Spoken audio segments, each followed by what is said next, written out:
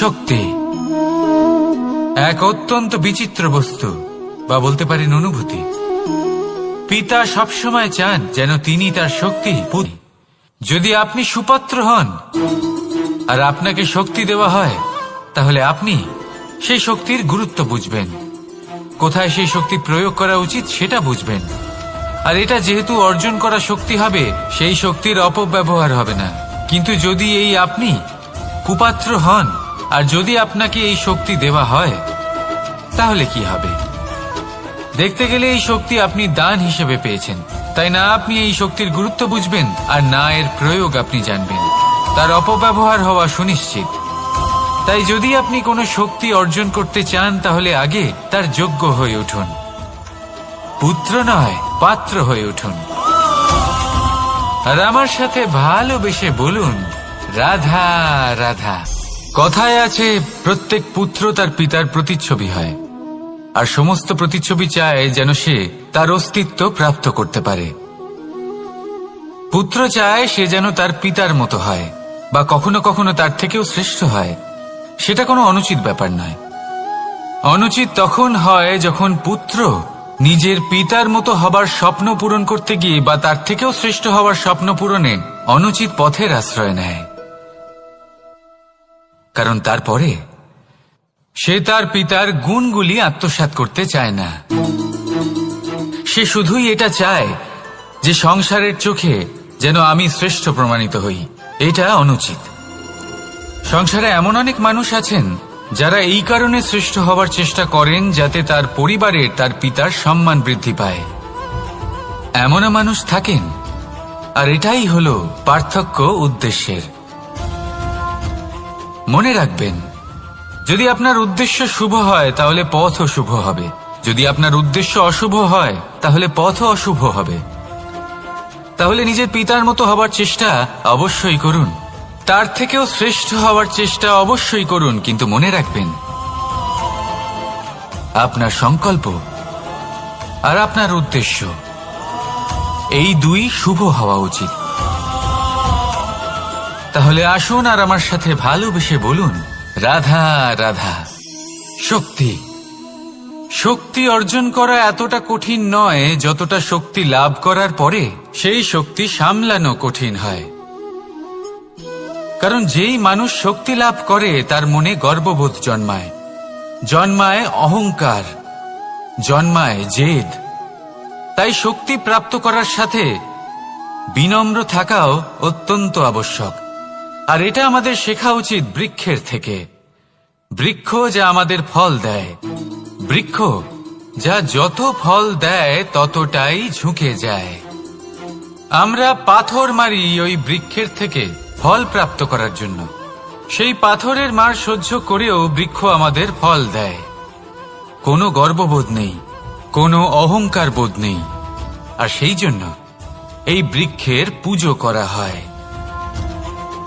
এটাই হলো মাহাত্ম্য শক্তির সাথে বিনম্রতার। যদি এই শক্তি সৃজন করে থাকে, সাহায্য করে থাকে, সম্বল হয়ে থাকে, তবেই সেই শক্তি উপযুক্ত। আর নয়তো সেই শক্তি একদিন আপনাকে আসক্ত অবশ্যই করবে। তাহলে শক্তি অবশ্যই অর্জন করুন, কিন্তু তার সাথে সেই শক্তি সামলানোর মতো বিবেকও আপনাকে অবশ্যই জাগ্রত করতে হবে। তাহলে আসুন আমার সাথে ভালোবেসে বলুন, রাধা রাধা। অহংকার অত্যন্ত বলশালী হয়। এই অহংকার মানুষকে কখনো নত হতে দেয় না। অদ্ভুত ব্যাপার, এই অহংকার যা মানুষকে কখনো নত হতে দেয় না, সেটাই তার পতনের কারণও হয়ে দাঁড়ায়। যেখানে মানুষ এটা ভাবতে শুরু করে যে শুধুমাত্র সেই যোগ্য, সেখান থেকেই তার পতনের আরম্ভ। ঠিক কিনা? দেখুন, যদি কোনো মানুষ এটা ভাবে যে আমি এই সব কিছু করতে পারি, তাহলে তা হলো বিশ্বাস। কিন্তু যদি সে এটা ভাবতে থাকে যে শুধুমাত্র আমি এই কাজ করতে পারি, তাহলে তা হলো সেই ব্যক্তির অহংকার। আর এটা আপনাকে বিনাশের দিকে অবশ্যই নিয়ে যাবে। মনে রাখবেন, যখন আমি আর শুধুমাত্র এই দুই এক হয়ে যায়, সেখান থেকে আপনার পতনের সূত্রপাত হবেই। তাই আপনি কখনোই এই অহংকারের চক্রব্যূহে ফেঁসে যাবেন না। বিশ্বাস রাখুন নিজের ওপর এবং অন্যের ওপরও, আর মনে রাখবেন বিশ্বাসের মধ্যে বিশ্বের প্রত্যেকটা বস্তু বসবাস করে। তাই এই অহংকারকে ত্যাগ করে ফেলুন আর আত্মবিশ্বাসের ওপর মনোসংযোগ করুন, আর আমার সাথে ভালোবেসে বলুন রাধা রাধা। মানুষ নিজের জীবনে ঈশ্বরকে খুব মান্য করে, ওনার জন্য কি না করে, ভিন্ন ভিন্ন নামে তাকে স্মরণ করে, তাকে পুজো করে, তার আরাধনা করে। সে জানে যে ঈশ্বর তাকে শক্তি অবশ্যই দেবেন, তাকে সাহায্য অবশ্যই করবেন। কিন্তু যখন প্রশ্ন আসে গুরু এবং ঈশ্বরের, তখন গুরুর মান কখনো কম হওয়া উচিত নয়। কারণ সত্যি বলতে কি গুরুই হলেন সেই সিঁড়ি যা বেয়ে আপনি ঈশ্বরের কাছে পৌঁছানোর পথ খুঁজে পাবেন। সেই পথ আপনি গুরুর থেকেই পাবেন। গুরু না থাকলে আপনি কখনো ঈশ্বর লাভ করতেই পারবেন না। আর জীবনে অনেক সময় লক্ষ্যের থেকেও অনেক বেশি গুরুত্বপূর্ণ হলো পথ। তাই এই পথের সম্মান করতে শিখুন, অর্থাৎ গুরুকে সম্মান করতে শিখুন, কারণ গুরুই হলেন পরমেশ্বর। তাহলে আসুন আর আমার সাথে ভালোবেসে বলুন রাধা রাধা। আপনার জীবনে আপনার প্রকৃত বন্ধু আসলে কে? আপনার সব থেকে শ্রেষ্ঠ মিত্র আসলে কে? তিনি যিনি সময় এলে পরে আপনাকে সাহায্য করেন, নাকি তিনি যিনি সময় এলে পরে আপনাকে অর্থ দেন? দেখুন, আমরা হলাম মানুষ, আমাদের জীবনে লেনদেন চলতেই থাকে, এটা আমাদের জীবনের অভিন্ন অংশ।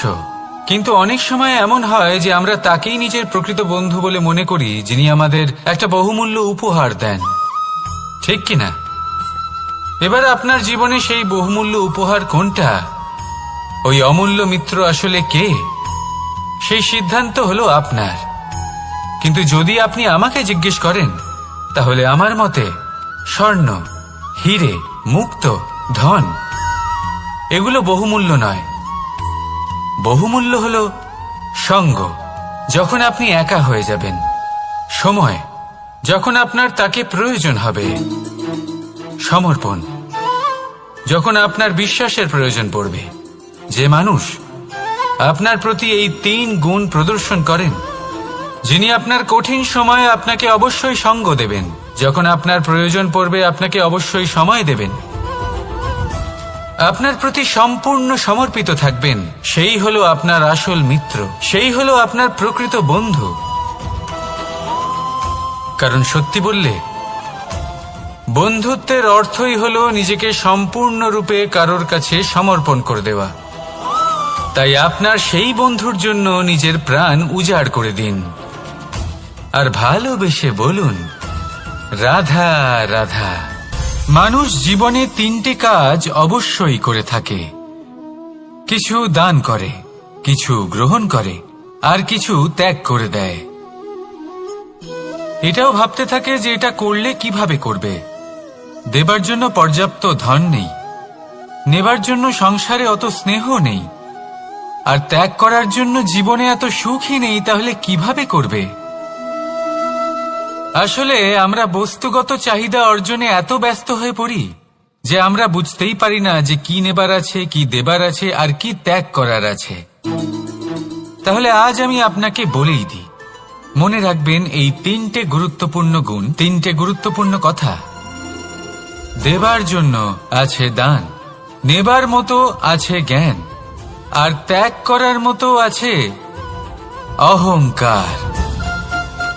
যখন আপনি দান করতে শিখে যাবেন, জ্ঞান অর্জন করার শক্তি আপনা থেকেই আপনার মধ্যে চলে আসবে। আর যখন এই জ্ঞান আপনার মধ্যে প্রবেশ করবে, অহংকার আপনা থেকেই আপনার থেকে দূরে চলে যাবে।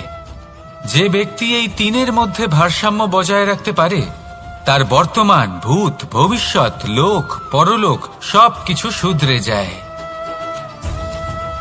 যেই দিন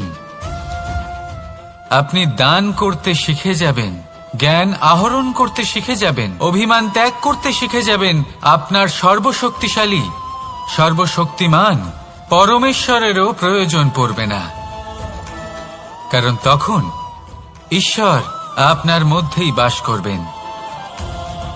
তাহলে আসুন আর আমার সাথে ভালোবেসে বলুন, রাধা রাধা। জীবনে অনেক সময় সমস্যা আমাদের চারদিক থেকে ঘিরে ফেলে।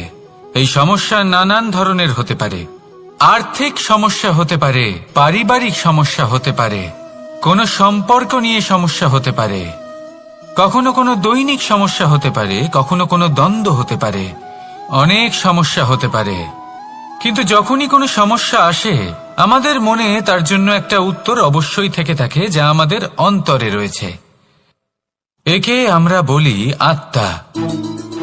আত্মা হলো পরমাত্মারই রূপ, আর পরমাত্মা তা কখনোই কিছু অনুচিত চাইবে না, তাই তো? এই আত্মা খুব ভালো করে জানে যে কোনটা উচিত আর কোনটা অনুচিত। যদি আসল বিষয়ের কথা বলি, তাহলে আপনাকে নিজের মনকে বুঝতে হবে, কারণ আত্মা তো পরমাত্মা থেকেই আসে। কিন্তু এই মন মানুষ জন্ম থেকেই প্রাপ্ত করে, যার বিকাশ হয় এই সংসারকে দেখে। যেদিন আপনার এই মন আর আপনার এই আত্মা এই দুই এক হয়ে যাবে, আত্মসাৎ হয়ে যাবে, সেদিন আপনার জীবনে না কোনো সমস্যা থাকবে, না কোনো ঝঞ্ঝাট থাকবে, না কোনো সংকট থাকবে। কারণ আপনার কাছে সেই সমস্ত সমস্যার, সমস্ত বিপদের সমাধান থাকবে, আর তাও আপনারই অন্তরে। তাহলে আসুন আর আমার সাথে ভালোবেসে বলুন, রাধা রাধা। ভক্তি আর শক্তি, এই দুইয়ের মধ্যে সম্পর্ক অত্যন্ত সরল। মানুষ ভক্তি করেন যাতে তিনি শক্তি লাভ করতে পারেন, আর শক্তি লাভ করার পরে ভক্তিভাব ভুলে যান, আর শক্তির প্রতি আসক্তিতে মত্ত হয়ে যান, আর সেখান থেকেই তার বিনাশ শুরু হয়। কেন? কারণ ভক্তির দ্বারা প্রাপ্ত শক্তি অন্য কারোর হিতের জন্য ব্যবহার করতে হয়, অন্য কারোর মঙ্গল করার জন্য ব্যবহার করতে হয়, কারোর বিনাশের জন্য নয়। এবার যদি আমি আপনাদের একটা উদাহরণ দিয়ে বোঝাই, তাহলে কোদাল দিয়ে আমরা মাটি কোপাতে পারি, একটা গর্ত খুঁড়তে পারি, যাতে একটা নতুন বৃক্ষ জন্ম নিতে পারে। একটা বৃক্ষ যা অন্য জীবকে ফল প্রদান করবে, যাত্রীদের ছায়া প্রদান করবে। কিন্তু এই কোদালের ব্যবহার যদি আমরা অন্য কারোর ক্ষতি করার জন্য করি, তাহলে ক্ষতি শুধুমাত্র আমাদেরই হবে। তাই জীবনে যদি আপনি কোনো শক্তি লাভ করেন, হয়তো ভক্তির দ্বারা বা অন্য যেখান থেকেই হোক, তার সদ্ব্যবহার করতে শিখুন, নয়তো এই প্রাপ্ত শক্তি আপনার পতনের কারণ হয়ে দাঁড়াবে। তাহলে আসুন আমার সাথে ভালোবেসে বলুন, রাধা রাধা। বরদান অত্যন্ত বিচিত্র এক বিষয়, কিন্তু দেখতে গেলে এই বরদান কি না করতে পারে। এক দরিদ্রকে রাজা বানিয়ে দিতে পারে, একজন দুর্বলকে এই সংসারের সব থেকে শক্তিশালী ব্যক্তি বানিয়ে দিতে পারে। কিন্তু আমরা ভুলে যাই এক অত্যন্ত গুরুত্বপূর্ণ কথা। বরদান এই শব্দের শেষে দান লুকিয়ে রয়েছে। এই দান কথাটা অত্যন্ত গুরুত্বপূর্ণ। আমাদের মনে রাখা উচিত এই বরদান আমরা দানে পেয়েছি, আর তাই তার সম্মান করা উচিত, কখনোই অহংকার করা নয়। আর যে ব্যক্তি বরদান পেয়ে অহংকার করেন, তার যা ক্ষতি হয় তা হলো এই বরদান তার থেকে কেড়ে নেওয়া হয়। বর অর্থাৎ শ্রেষ্ঠ, অর্থাৎ বরদানের অর্থ হলো একটা শ্রেষ্ঠ দান, এবং তার ব্যবহার যদি আপনি কারোর ক্ষতি করার জন্য করেন, তাহলে ক্ষতি শুধুই আপনার হবে। তাহলে এই বরদানের সম্মান করুন, উচিত পথে চলুন, আর উচিত উদ্দেশ্য নিয়ে এর ব্যবহার করুন, সব কিছু ভালোই হবে। তাহলে আসুন আর আমার সাথে ভালোবেসে বলুন, রাধা রাধা। পিতা আর পুত্রের সম্পর্ক অত্যন্ত মধুর হয়ে থাকে। পিতা স্বপ্ন দেখেন, তাকে পূর্ণ করার সকল সম্ভাব্য চেষ্টা করেন, কিন্তু তাও অনেক সময় ওনার স্বপ্ন অপূর্ণ থেকে যায়। তখন পিতা ভাবেন যে স্বপ্ন উনি পূর্ণ করতে পারেননি, ওনার সন্তান তা অবশ্যই পূরণ করবে। যে স্থানে উনি কখনো পৌঁছতে পারেননি, সেই স্থানে ওনার পুত্র অবশ্যই পৌঁছবে। পিতা নিজের সন্তানের ভবিষ্যৎ নিয়ে সেই স্বপ্ন দেখেন, আর যখন সেই সন্তান সামনে এগোতে থাকে তখন তার দুঃখ হয় না, বরং গর্ব হয়। ওনার ভালো লাগে এটা দেখে যে ওনার সন্তান অনেক উন্নতি করছে।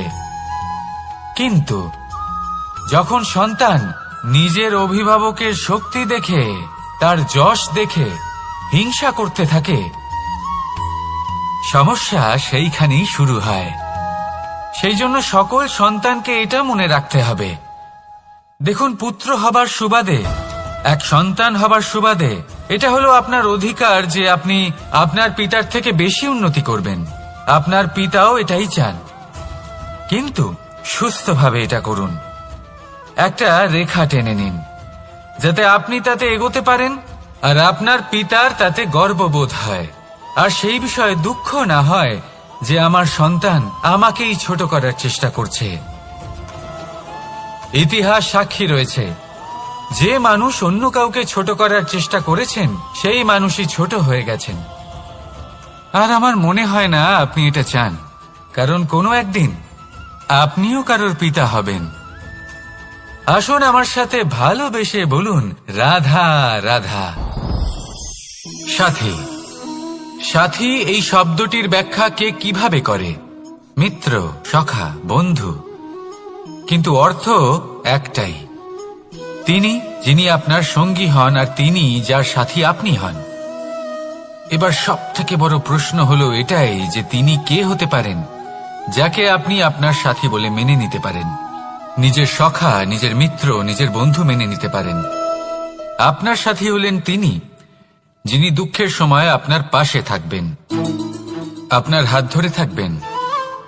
আপনার সাথী হলেন তিনি যার হাত আপনি নিজের সুখের দিনে ধরে থাকবেন। সেই সাথীরই হাত ধরুন যিনি দুঃখে সবসময় আপনাকে সাহায্য করার জন্য তৎপর হয়ে থাকেন, আপনার পাশে থাকেন, আর যাকে সুখের দিনে আপনি আপনার সাথে রাখতে পারেন। আর যখন আপনার সাথে আপনার এই সাথী থাকবে তখন আপনি এটা বুঝবেন যে যখন জীবনে দুঃখ আসে তখন এই দুঃখ কমে যায়, সবার মধ্যে ভাগ হয়ে যায়। আর যদি তখন সুখ আসে তাহলে সেটা সবার উপস্থিতিতে আরো বেড়ে যায়। এটাই হলো প্রেম, এটাই হলো ভালোবাসা, এটাই হলো সঙ্গ। যেমন সম্পর্ক আমার আর রাধার মাঝে। তাহলে আসুন আর আমার সাথে ভালোবেসে বলুন, রাধা রাধা। আমাদের মনে যখন কোনো প্রশ্ন ওঠে, কোনো দ্বন্দ্ব জাগে, তখন আমরা যাই আমাদের গুরুর কাছে, আমাদের আরাধ্যের কাছে গিয়ে জিজ্ঞেস করি। এইভাবেই একদিন আমি পৌঁছলাম আমার আরাধ্যের কাছে, আমার মহাদেবের কাছে, আর ওনাকে প্রশ্ন করলাম যে মহাদেব, জীবনে আনন্দ পাওয়ার, উৎসব পালনের, প্রেম ভাগ করে নেবার, জীবনকে উপভোগ করে নেওয়ার সর্বশ্রেষ্ঠ সময় কোনটা? মহাদেব হাসলেন আর উনি বললেন, জীবনে উৎসব পালনের সব থেকে শ্রেষ্ঠ দিন হল মৃত্যুর ঠিক আগের দিনটা। প্রেম ভাগ করে নেওয়ার সব থেকে শ্রেষ্ঠ মুহূর্ত হল মৃত্যুর ঠিক আগের মুহূর্ত। জীবনকে উপভোগ করে নেওয়ার সর্বশ্রেষ্ঠ প্রহর হল মৃত্যুর এক প্রহর পূর্বে। তখন আমি চমকে গেলাম। আমি বললাম, কিন্তু মহাদেব, মৃত্যু তো অনিশ্চিত, আমরা জানিও না কবে আমাদের মৃত্যু হবে। মহাদেব আবার হাসলেন। উনি বললেন যে যদি আমরা এভাবে জীবন কাটাই যে আমরা জীবনের প্রত্যেক দিন, প্রত্যেক মুহূর্ত, প্রত্যেক প্রহর শেষ বলে মনে করি, তাহলে আমাদের সমস্ত জীবন আনন্দের সাথেই অতিবাহিত হবে। কি বলেন? তাহলে আপনিও এই কথা মনে রাখুন আর আমার সাথে ভালোবেসে বলুন, রাধা রাধা। জীবনে অগ্রসর হওয়ার জন্য আমাদের কাকে প্রয়োজন হয়? মাতা পিতা, বন্ধু, প্রেম, সাহায্য, অর্থ, পরিশ্রম, আশা। ভিন্ন ভিন্ন মানুষ ভিন্ন ভিন্ন বিকল্প চয়ন করে। যদি আমি আপনাকে বলি তাহলে জয় আর পরাজয়ের মন্ত্র দুটো শব্দের উপর নির্ভর করে, মেনে নেওয়া আর দৃঢ় হওয়া। যদি মেনে নেন তাহলে হেরে যাবেন, যদি দৃঢ় হন তাহলে নিশ্চিত রূপে জয়ী হবেন। যদি কখনো আপনি ক্লান্ত হয়ে ওঠেন, আপনি দুঃখী হন, পুরোপুরি ভেঙে পড়েছেন, তখন মেনে নেবেন না যে আপনি ভেঙে পড়েছেন, নয়তো হেরে যাবেন। তখন উল্টে স্থির করবেন যে যাই হয়ে যাক না কেন, আমি জয়ী হবই। আর আপনি দেখবেন যে জয় নিশ্চিত রূপে আপনার কাছেই আসবে। তাহলে এই কথা মনে রাখবেন আর আমার সাথে ভালোবেসে বলবেন, রাধা রাধা। সময়, জীবন, কাল। দেখতে গেলে এই তিনটি শব্দ একটি শব্দেরই সমার্থক শব্দ মনে হয়, কিন্তু এই শব্দগুলির অর্থ কি সমান? কখনোই নয়। হ্যাঁ, এই সময় চলতে থাকে, জীবন চলতে থাকে, কালচক্র চলতে থাকে। এই সময় কেটে যায়, কিন্তু এই জীবন, একে যাপন করতে হয়। কি বলেন? এই জীবনে কিছু করুন বা কিছু না করুন, জীবন এমনি কেটে যাবে, আপনি জানতেও পারবেন না। কিন্তু সেটা আমাদের উদ্দেশ্য নয়, একে যাপন করতে হবে। এই জীবনে প্রেরণা পেতে শিখুন, প্রেরণা দিতে শিখুন, আহ্বান গ্রহণ করতে শিখুন, আহ্বান জানাতে শিখুন, মহান কাজ করতে শিখুন, ধন্যাত্মক বোধ জাগিয়ে তুলুন। জীবন অতিবাহিত করার অর্থ কি তা আপনি শিখে যাবেন। কারণ সময় কেটে যায়, সমস্ত যুগ কেটে যায়, কিন্তু জীবনের রীতি জীবন কাটিয়ে দেওয়া নয়, জীবন যাপন করা। এই জীবন সম্পূর্ণরূপে অনুভব করতে হবে, নতুন পথ বানাতে হবে। এবারে যদি এই জীবন বাঁচার সময় একবার ভেবে দেখুন, যদি মনে প্রেম থাকে, সদ্ভাবনা থাকে, তাহলে কি হবে? এই জীবনকে বাঁচার অনুভূতিটাই অন্যরকম হয়ে যাবে, একটা আনন্দময় অনুভূতি লাভ করবেন। তাহলে এটাই করুন আর আমার সাথে ভালোবেসে বলুন, রাধা রাধা। আপনি কি কখনো কোনো জলের ধারা দেখেছেন? তার সামনে যতই মাটি থাকুক না কেন, যতই কাদা থাকুক না কেন, যখন এই জলের ধারা বইতে আরম্ভ করে দেয়, তখন এই কাদাকে নিজেই ধুয়ে নিয়ে যায়। ওই কাদাকে ধুয়ে দেয় এবং নিজের পথ নিজেই তৈরি করে নেয়। তাহলে আপনিও এরকম জলের মতো হয়ে উঠুন। যদি হয়ে উঠতে পারেন, তাহলে নিজের মনের, নিজের ভাবনার, নিজের জীবনের যত অনাবশ্যক তত্ত্ব আছে, অনুপযোগী অংশ রয়েছে, অর্থাৎ অপরিষ্কার অংশ রয়েছে, তা নিজে থেকেই নির্মল হয়ে উঠবে। আর যেরকম জলের ধারা কখনো থেমে থাকে না, সব সময় বয়ে চলে, সেইভাবে আপনিও কখনোই থামবেন না। সবসময় বয়ে চলুন, এগোতে থাকুন। পথে যদি অনেক বিপদ আসে, সমস্যা আসে, থামবেন না, তার উপর নিরন্তর প্রহার করুন, নিরন্তর প্রয়াস করুন আর অগ্রসর হন। আপনি ভেবে দেখুন, এই জলের ধারা কখনো থেমে থাকে না, সবসময় বয়ে চলে, বিপদের সম্মুখীন হয়ে তাকে সাথে বয়ে নিয়ে চলে। সেই জন্য জলের ধারা, প্রবাহমান এই ধারা, এর থেকে কখনো দুর্গন্ধ আসে না, এতে কখনো ময়লা জমতে পারে না, বরং পালিত হয় সুন্দর প্রাণবন্ত জীবজন্তু, যেমন সুন্দর ছোট মাছ। তাই আপনিও এটাই করুন, কখনো থামবেন না, শুধু চলতে থাকুন, জলের ধারার মতো বইতে থাকুন।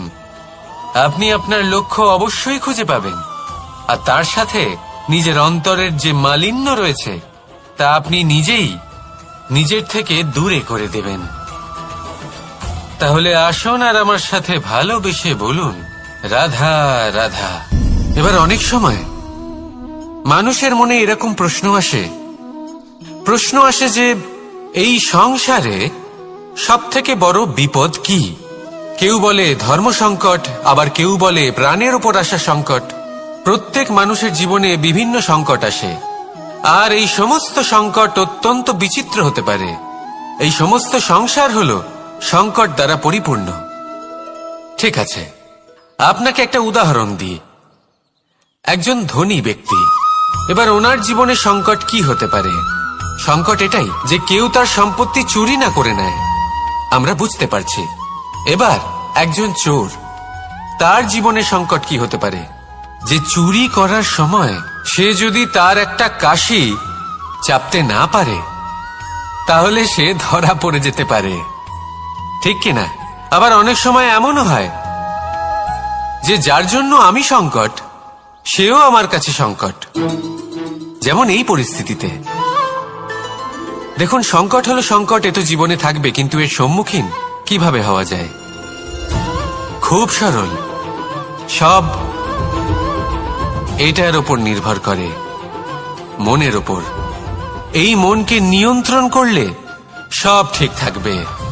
এবার যদি ধনী ব্যক্তি মনকে নিয়ন্ত্রণ করে ফেলেন, নিজের অর্থের ব্যবহার শুভ কাজের জন্য, সমাজের সেবার জন্য বিকাশ করতে করেন, ওই অর্থকে একত্রিত করে না রাখেন, তাহলে চুরির সমস্যা, এই সংকট সেখানেই কেটে যাবে।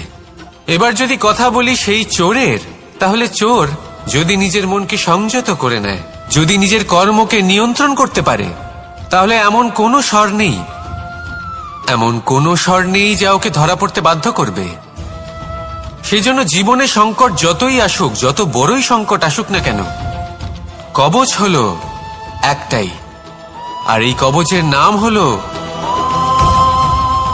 আত্মনিয়ন্ত্রণ। নিজের মনকে নিয়ন্ত্রণে রাখতে শিখুন। এটা নিজের জীবনে প্রয়োগ করে তো দেখুন। যদি আপনি করতে পারেন, তবে আপনি দেখবেন যে সংকট তো জীবনে আসা যাওয়া করে, কিন্তু সেই সংকটগুলির সম্মুখীন আপনি এইভাবে করতে পারবেন। তাহলে সেটাই করুন, আর আমার সাথে ভালোবেসে বলুন, রাধা রাধা। এই দড়িটা দেখুন, ছোট ছোট রেশম দ্বারা তৈরি, এটা সরু সুতো দ্বারা তৈরি হয়েছে এটা, আর এ অত্যন্ত কোমলও বটে। আর আপনি চাইলে এটা সোজাও করে দিতে পারেন, আর চাইলে এটা বেঁকিয়েও দিতে পারেন, আর যদি চান তাহলে এটা গোল গোল করে বেঁধে কোথাও রেখেও দিতে পারেন। এবার এই কোমল দড়ি যদি কোনো নিষ্ঠুর কঠিন পাথরে বারংবার জড়িয়ে দেওয়া হয়, তাহলেও তাকেও কাটতে পারে, নিজের ছাপ ছেড়ে যেতে পারে, সেটার আকারও বদলে ফেলতে পারে। এবার এর কারণ কি? এর কারণ হলো অভ্যাস আর নিরন্তর প্রচেষ্টা। যদি আপনিও চেষ্টা করেন আর নিরন্তর কর্ম করে যান, তাহলে আপনার প্রারব্ধ পাথরের মতো কঠিনই হোক না কেন, তাতে ভাঙন ধরিয়েও আপনি নিজের লক্ষ্যে অবশ্যই পৌঁছতে পারবেন। একটা গুরুত্বপূর্ণ কথা মনে রাখবেন,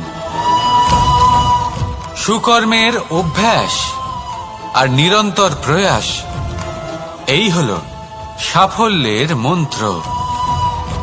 তাহলে জীবনে এই মন্ত্র আনুন, আর আমার সাথে ভালোবেসে বলুন, রাধা রাধা। বসন্ত ঋতু, এই সময় মন আনন্দে ভরে থাকে, এমন মনে হয় যেন আমরা আকাশে বিচরণ করতে চলে যাই, কিন্তু সেটা তো সম্ভব নয়। সেই জন্য হয়তো আমরা ঘুড়ি ওড়াই, এই ঘুড়িকে নিজেদের প্রতিরূপ মনে করে। এবার অনেক মানুষ আছেন যারা ঘুড়ি ওড়ান, কিন্তু এই কর্মের সারমর্ম কি সেটা কজন বুঝতে পারেন? আপনি এটা মনে করুন যে আপনি হলেন সেই ঘুড়ি, আর এই সুতো যিনি ধরে রয়েছেন তিনি হলেন পরমাত্মা, আর এই সুতো যেখান থেকে শুরু হয় সেই লাটাই হলো আমাদের কর্মচক্র। এবার আপনি নিজেই অনুমান করুন যে এই উড়ান কার ওপর নির্ভরশীল, পরমাত্মার ওপর আর আপনার কর্মের ওপর।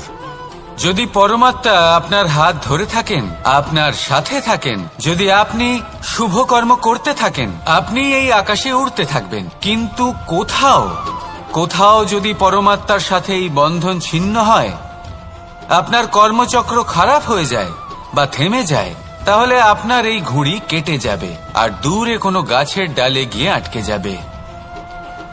তাই শুধুমাত্র ঘুড়ি ওড়াবেন না, তার থেকে শিখুন, পরমাত্মার সাহচর্যে থাকুন, সবসময় শুভ কর্ম করতে থাকুন, আর সবসময় এই আকাশে উড়তে থাকুন।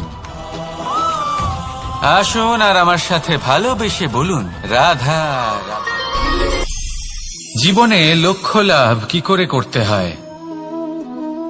কেউ বলবে বন্ধুদের সাহায্যে, কেউ বলবে প্রেমের সাহায্যে, কেউ বলবে নিরন্তর চেষ্টা করলে, কেউ বলবেন পরিশ্রম করলে, কেউ বলবেন ঈশ্বরের আশীর্বাদে, ইত্যাদি ইত্যাদি। আমি আপনাকে বুঝিয়ে বলি, এই যেমন ত্রিলোক আছে, অর্থাৎ 3 লোক আছে, যাকে সঞ্চালন করে ত্রিদেব বা 3 জন দেবতা, সেইভাবে নিজের লক্ষ্যে পৌঁছানোর জন্য 3টি ভাবের প্রয়োজন পড়ে। প্রথম ভাব হলো স্বপ্ন দেখা। আপনি যদি স্বপ্ন দেখতে শুরু না করেন তাহলে সেখানে পৌঁছতেই পারবেন না। তারপর আপনাকে দৃঢ় সংকল্প নিয়ে সেই পথ যেমনই হোক তাতে চলতে হবে। এ হলো দ্বিতীয় ভাব, দৃঢ় সংকল্প। আর তৃতীয় ভাব হলো সেই লক্ষ্যের যাত্রা পূর্ণ করার জন্য প্রতিবদ্ধ হওয়া। তাই যদি আপনি স্বপ্ন দেখতে পারেন, দৃঢ় সংকল্প দ্বারা পথ যতই কঠিন হোক না কেন তাতে চলতে পারেন, আর সেই লক্ষ্য লাভের যাত্রা পূর্ণ করার জন্য প্রতিবদ্ধ হতে পারেন, তাহলে আপনি নিশ্চিত রূপে আপনার লক্ষ্য লাভ করতে পারবেন। তাই আপনি এটাই করুন, আর আমার সাথে ভালোবেসে বলুন, রাধা রাধা। কথায় আছে যে জীবনে কিছু শুরু করার আগে স্বপ্ন দেখা অত্যন্ত গুরুত্বপূর্ণ, আর এটা 100% সত্যিও। কিন্তু কিছু মানুষ স্বপ্ন দেখা শুরু না হয় করে দেন, কিন্তু তারপর থামেনি না। স্বপ্ন দেখতেই থাকেন, তারা ভাবতেই থাকেন, কর্ম করেন না। এমন সময় আপনাকে নিজেকে জাগিয়ে তুলতে হবে। নিজেকে বলতে হবে যে এবার উঠে কর্ম করার সময় এসে গেছে। কারণ আপনারা যদি অত্যাধিক বিচার করতে থাকেন, স্বপ্ন দেখতে থাকেন, তাহলে উঠে কিছুই করতে পারবেন না। আপনি শুধু একটা কাজ করুন, উঠে কর্ম করা আরম্ভ করে দিন। তারপর ভেবেচিন্তে ধীরে ধীরে নিজের কর্মকে দিশাও দিন, আর তাকে উচিত গতিও দিন। কারণ এটাই হলো সাফল্যের মূল মন্ত্র। না শুধু কর্ম করুন না ভাবনা চিন্তা করে, আর না শুধু ভাবুন কর্ম না করে। সাফল্যের মূল মন্ত্র হলো এর ভারসাম্যে। তাহলে এটাই করুন, সাফল্যকে লাভ করুন, আর আমার সাথে ভালোবেসে বলুন, রাধা রাধা। সূর্যের মনে হয় যে তার থেকে বেশি তেজস্বী আর উজ্জ্বল কেউ নেই। তাই তার এই অহংকার ভঙ্গ করার জন্য মেঘ চলে আসে। তারপর এই মেঘের অহংকার বেড়ে যায় যে তার থেকে বেশি ঘন আর কেউ নেই। তারপরে বাতাসের একটা প্রবল দমক আসে আর মেঘেদের ছিন্ন ভিন্ন করে দিয়ে চলে যায়। তখন বায়ুর অহংকার বেড়ে যায়, আরো ভাবে যে তার থেকে বেশি শক্তিশালী আর কেউ নেই। এই দমকা বাতাস যখন বিশাল এক পর্বতের সাথে ধাক্কা খায়, তখন সেই বাতাসের অহংকারও চূর্ণ বিচূর্ণ হয়ে যায়। তারপরে পর্বত ভাবে যে তার থেকে বেশি ধীর আর শক্তিশালী আর কেউ নেই। তখন পৃথিবীতে ভূমিকম্প হয়, আর সেই বিশাল পর্বত চূর্ণ বিচূর্ণ হয়ে যায়। তারও অহংকার ভেঙে যায়। এবার ধরিত্রীর অহংকার হতে থাকে। ধরিত্রী বলে যে আমার উপর সবকিছু টিকে রয়েছে, আমার থেকে বেশি শক্তিশালী আর কেউ নেই। একটা ছোট্ট ইঁদুর আসে, মাটিতে গর্ত করে আর মাটি ধসিয়ে দেয়। ধরিত্রীর অহংকার ভেঙে যায়। এর তাৎপর্য হলো সরল। এই সংসারে অহংকার কখনো স্থির থাকে না, এই অহংকার ভাঙবেই। এটা হলো সাংসারিক চক্র। আমাদের নিজেদের জীবনে কর্তব্য পালন করতে হবে, কর্ম করতে হবে, কিন্তু অহংকার নয়। যে ব্যক্তি এটা বুঝতে সক্ষম হন তাকে জ্ঞানী বলা হয়। আর যে মানুষ এটা বুঝতে পারেন না, তিনি সারা জীবন শোধ প্রতিশোধ মান অভিমানের এই চক্রে আটকা পড়েন। এবার আপনি কি এই চক্রে আটকে থাকতে চান, নাকি জ্ঞানী হয়ে উঠতে চান? সেই চয়ন আপনারই। আসুন আর আমার সাথে ভালোবেসে বলুন, রাধা রাধা। কোন যোদ্ধা জন্ম থেকে যোদ্ধা হন না। তিনি যোদ্ধা হবেন কিনা চয়ন করেন। তিনি যোদ্ধা হবেন বলে তখনই স্থির করেন যখন তিনি পিছু হটবেন না বলে দৃঢ় প্রতিজ্ঞ হন। যদি ওনার সামনে অশুভ কিছু হয়, তার বিরোধিতা করতে দৃঢ় প্রতিজ্ঞ হন, তবেই তিনি যোদ্ধা হতে পারেন। কেউই যোদ্ধা হয়ে এই পৃথিবীতে জন্মগ্রহণ করেন না। আপনি কি হতে চান? সেই দর্শক হতে চান যারা যুদ্ধভূমিতে বসে থেকে অন্য কারোর জয়ে উচ্ছ্বাস প্রকাশ করেন, নাকি সেই যোদ্ধা হতে চান যিনি নিজের শৌর্য দিয়ে, বীরত্ব দিয়ে পরাক্রম প্রদর্শন করেন এবং যার প্রশংসা যুগ যুগ ধরে হয়ে চলে? সিদ্ধান্ত আপনারই। আসুন আর আমার সাথে ভালোবেসে বলুন, রাধা রাধা। সাফল্য খুব সহজ এক শব্দ। এটা হলো সেই সব শব্দের মধ্যে অন্যতম যা মানুষ একটু বুঝলেই ভাবেন সব বুঝে ফেলেছি। আর যেই উনি বুঝতে পারেন সাফল্য কি, আজীবন সেই সাফল্যের পেছনেই ছুটতে থাকেন। এই সাফল্য হলো একটা খেলার মতো, যাতে মানুষ নিজের সমস্ত জীবন বাজি লাগিয়ে দেন। আর প্রত্যেক খেলার মতোই এরও কিছু নিয়ম রয়েছে। আর প্রাথমিক নিয়ম হলো এই সাফল্য লাভ করার জন্য সাফল্য লাভ করার স্বপ্ন আপনাকে অবশ্যই দেখতে হবে আগে। হ্যাঁ, কিন্তু শুধুমাত্র স্বপ্ন দেখলেই কিছুই হবে না। স্বপ্ন দেখুন, তারপরে আপনার নিজের নিদ্রাকে ভঙ্গ করতে হবে, দিনরাত পরিশ্রম করতে হবে, দিনরাত চেষ্টা করতে হবে। তবেই এই সাফল্য আপনার কাছে আসবে আর আপনার পদানত হবে। তাহলে স্বপ্ন দেখুন আর পরিশ্রম করে তাকে সার্থক করুন। যদি এটা করেন তবেই সাফল্য সহজেই আপনার কাছে আসবে। আর তখন মন প্রসন্ন হয়ে বলবে, রাধা রাধা। সমস্যা প্রত্যেকের জীবনেই সমস্যা আসা যাওয়া করে। আর প্রত্যেক মানুষ সমস্যা আসার পর তার সমাধান খুঁজতে উঠে পড়ে লাগেন। কিন্তু যখনই সমস্যার সমাধান হয়ে যায়, আমরা সুপ্রসন্ন হয়ে যাই এবং অসাবধানও হয়ে যাই। আমাদের মনে হয় যে আমরা সম্পূর্ণরূপে সমস্যার অন্ত করেছি, কিন্তু কোথাও না কোথাও একটা ছোট্ট বীজ রয়েই যায়। আর সেই বীজ আমাদের অসাবধানতার ছত্রছায়ায় বড় হতে থাকে, আর তারপর মহা সংকট হয়ে আবার আমাদের উপর আক্রমণ করে। এই সংকট যে কোনো রূপে আসতে পারে, কোনো শত্রুর রূপেও আসতে পারে, বা কোনো মহামারীর রূপেও আসতে পারে। সেই জন্য সবসময় সাবধান থাকাই উচিত। কারণ অসাবধান হলে কি হয়, আমাদের সুরক্ষা চক্রে একটা ছেদ উৎপন্ন হয়, আর আমাদের শেষ করতে পারে এমন এক বাণ সেই ছেদ বিন্দু হয়ে আমাদের হৃদয়ে প্রবেশ করতে পারে। তাই যে কোনো সমস্যার সমাধান করুন, জয়ী হন, উৎসব পালন করুন, কিন্তু সাবধানে থাকবেন। আসুন আর আমার সাথে ভালোবেসে বলুন, রাধা রাধা। আমাদের জীবনে দুই ধরনের সম্পত্তি হয়ে থাকে। এক হলো ভৌতিক সম্পত্তি, এক হলো জৈবিক সম্পত্তি। অর্থ, সম্পদ, সুবিধে, খাদ্য, এইসব ভৌতিক সম্পত্তির মধ্যে পড়ে। ব্যক্তি, মিত্র, পরিবার, আমাদের আপনজন, আত্মীয় স্বজন সব জৈবিক শ্রেণীতে পড়ে। আর প্রত্যেক মানুষের পক্ষে এই বিভাজন বোঝা অত্যন্ত আবশ্যক। কারণ মূলত আমাদের ব্যবহার দুই রকমের হয়ে থাকে, হয় আমরা ভালোবাসি বা আমরা সদ্ব্যবহার করি। আর সবথেকে বড় ভুল আমরা তখন করি যখন আমরা বুঝতেই পারি না যে ভালোবাসবো কাকে আর ব্যবহার করব কাকে। আমরা ভৌতিক সম্পত্তি ভালোবেসে ফেলি আর ব্যবহার করি জৈবিক সম্পত্তিকে, যেখানে এটা অনুচিত। জৈবিক সম্পত্তিকে ভালোবাসুন আর ভৌতিক সম্পত্তিকে ব্যবহার করুন।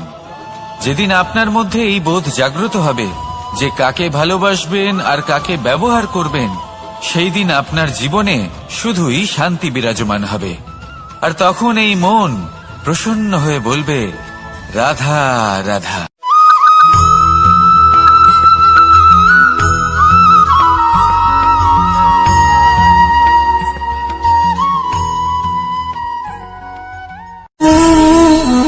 সঞ্চয়। মানুষের যখন থেকে বোধ বুদ্ধি হয়, সঞ্চয় করতে আরম্ভ করে দেন। সঞ্চয় করতে থাকেন ভোজনের, সঞ্চয় অর্থের, সঞ্চয় শক্তির। নিজের জন্য করেন, নিজের পরিবারের জন্য করেন, নিজের স্ত্রীর জন্য করেন, সন্তানের জন্য করেন, সন্তানের সন্তানের জন্যও সঞ্চয় করেন। সঞ্চয় করার জন্য ওনার কাছে অনেক কারণ রয়েছে, কারণ উনি এটা ভাবেন যে এই সঞ্চিত শক্তির জন্য কেউ ওনার কোনো ক্ষতি করতে পারবে না। মানুষ ভুলে যান একটা গুরুত্বপূর্ণ কথা, এই সত্য, উনি এই সংসারে খালি হাতেই এসেছিলেন আর এখান থেকে ওনাকে খালি হাতেই যেতে হবে। যা এখানকার তা এখানেই থেকে যাবে। আর যদি কিছু ওনার সাথে যায় তা হলো ওনার কর্ম, আর কিচ্ছু নয়। তাই যদি কিছু অর্জন করতে চান তাহলে শুভ কর্ম অর্জন করুন, আত্মশক্তি অর্জন করুন। কারণ পরলোকে এটাই হবে আপনার সম্পত্তি। তাহলে কি এটা আপনি অর্জন করতে চান না? আসুন আর আমার সাথে ভালোবেসে বলুন, রাধা রাধা। সদিচ্ছা। দেখতে গেলে 3 অক্ষরে তৈরি এই শব্দ, কিন্তু সমস্ত ত্রিলোক তার উপরেই আধারিত। আপনি এই সংসারে এসেছেন, তখন অবশ্যই শ্বাস নেবেন, কিন্তু তার বদলে আপনাকে কিছু তো দিতেই হবে। আপনার উপর নির্ভর করছে আপনি কি দেবেন। কি দেবেন এই সংসারকে, এই সমাজকে, নিজের পরিবারকে, আর তার বদলে কি নেবেন? যশ নাকি অপযশ? দেখুন, এক ছিল রাবণ, যে কিনা সমুদ্র পার করল সীতাকে অপহরণ করার জন্য, আর এক ছিলেন রামচন্দ্র, যিনি সমুদ্র পার করেছিলেন, সেতু বানিয়ে গিয়েছিলেন সীতাকে ফিরিয়ে নিয়ে আসার জন্য। দুজনেই সমুদ্র পার করেছিলেন, শুধু পার্থক্য ছিল সদিচ্ছাকে বোঝার লক্ষ্যের। অনেক মানুষের যাত্রা একরকম হতেই পারে, কিন্তু আনন্দ তখনই লাভ করবেন যখন লক্ষ্য শুভ হবে, মহান হবে। এই লক্ষ্য দিয়ে এই সংসারের কল্যাণ হবে এবং মানুষের সম্মান হবে। যদি আপনার সংকল্প উচিত হয়, তাহলে আপনার লক্ষ্য উচিতই হবে, নয়তো শুধুমাত্র বিনাশ হবে। আর উচিত এটাই হবে যে বিনাশের হাত থেকে যেন নিজেকে বাঁচানো যায়, কি বলেন? তাই জীবনে যে লক্ষ্য স্থির করছেন, মনে রাখবেন তা যেন শুভ লক্ষ্য হয়। যদি এরকম হয়, তাহলে আপনার যাত্রা, আপনার জীবন দুটোই শুভময় হবে। আসুন আর আমার সাথে ভালোবেসে বলুন, রাধা রাধা। সুরক্ষা। এই সুরক্ষা আসলে কি? এটা কি কোনো কবচ নাকি কোনো সীমা? এই সুরক্ষা আসলে অন্য কিছু। আমাদের মাতা পিতা, আমাদের প্রিয়জন, আমাদের বন্ধু, এই সমাজ, আমাদের শুভাকাঙ্ক্ষী, আমাদের আত্মীয়, এনারা সবাই আমাদের জীবনে কোনো না কোনো ভাবে সুরক্ষা দিয়ে থাকেন, একটা কবচ দিয়ে থাকেন কোনো না কোনো রূপে। কিন্তু দেখতে গেলে আমাদের পরাক্রমের পথে, আমাদের বীরত্বের পথে, আমাদের সাহসের পথে এই সুরক্ষাই সব থেকে বড় বাধা হয়ে দাঁড়ায়। একবার ভেবে দেখুন, যদি আপনি কোনো সুরক্ষাই না পান, বা যদি আপনি এই সুরক্ষা ভেঙে বাইরে আসতে পারেন, তাহলে আপনার বীরত্ব চরম সীমায় পৌঁছে যায়। কেন? কারণ তখন আপনি জানেন যে এই সংসারের সম্মুখীন আমাদের নিজেদেরই হতে হবে। আপনি বুঝে যান যে শত্রুর সম্মুখীন এবার নিজের বলের দ্বারা, নিজের পরাক্রমের দ্বারা, নিজের সাহসের দ্বারা করতে হবে। আর তখন আমাদের মনের মধ্যে এই শক্তি জাগ্রত হয়। এই শক্তি অন্তরেই বসবাস করে, শুধু এটা চিনে নিতে হবে, একে জাগ্রত করতে হবে। আর এটা সুরক্ষা ভেঙে যাওয়ার পরেই সম্ভব হয়। আর যারা নিজের শক্তি সম্পর্কে জানেন, যিনি নিজেই জানেন তিনি কতটা শক্তিশালী, তিনি নিজেই নিজের সুরক্ষা কবচ চিরকালের মতো ভেঙে ফেলে দেন, ঠিক কর্ণের মতো। আর তারপরে দেখুন, আপনার পরাজয় হোক বা বিজয়ী হোক না কেন, সেটাই অনেক বড় হয়, সেটাই প্রশস্ত হয়ে থাকে। সেই জন্য ত্যাগ করুন নিজের ভয়কে, নিজের আশেপাশের এই সুরক্ষা চক্রকে ভেঙে ফেলুন, আর সম্মুখীন হন এই সংসারের নিজের শত্রু সম্মুখীন হন।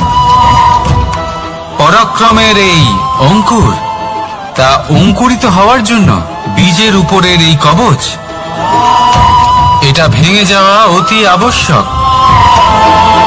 আসুন আমার সাথে ভালোবেসে বলুন, রাধা রাধা। যখন আমরা হাঁটতে থাকি আর আমাদের পায়ে কাঁটা বিঁধে যায়, তখন মুখ দিয়ে আহ বেরিয়ে আসে, কান্না চলে আসে, আর অনেক সময় অভিশাপও বেরিয়ে আসে। কিন্তু আমরা কি কখনো এটা এইভাবে দেখেছি, এইভাবে ভেবেছি যে আমরা যে পথে চলেছি সেই পথে কাঁটা বিঁধেছে, নাকি আমরা সেই পথ নির্বাচন করেছি যাতে শুধুই কাঁটা রয়েছে? নাকি আমরা এভাবে ভেবে দেখেছি যে এই কাঁটা আমাদের কষ্ট দিতে এসেছে, নাকি এটা আমরাই বিছিয়ে রেখেছিলাম?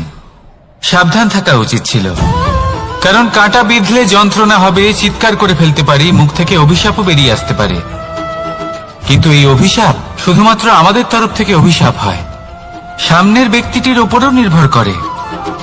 এবার সেই ব্যক্তি যদি এমন হয় যে ফুল আর কাঁটা এই দুই সমানভাবে গ্রহণ করতে পারে তার কাছে অভিশাপও বরদানে পরিণত হয়। শেষ পর্যন্ত ব্যাপারটা দাঁড়ায় ভাবনা, চিন্তা, দৃষ্টিভঙ্গির ওপর।